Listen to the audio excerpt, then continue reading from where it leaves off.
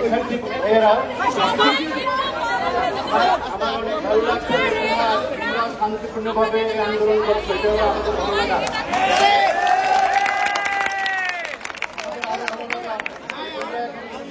কাজ করো নাই,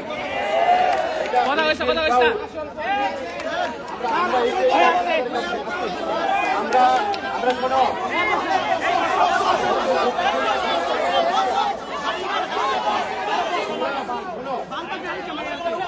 আমরা চেয়ারম্যান মহোদয়ের সাথে কথা বলেছি, আমরা দফায় দফায় যোগাযোগ করছিলাম মন্ত্রণালয়ের চেয়ারম্যান মহোদয়ের সাথে। চেয়ারম্যান মহোদয় তাই না, আমি স্যার বলেছেন যে চেয়ারম্যান মহোদয় আমাদের সচিব মহোদয়ের সাথে কথা বলেছেন, তোমাদের বিষয়টা জানিয়েছেন এবং সচিব মহোদয় একমত হয়েছেন রুটিন বাতিলের।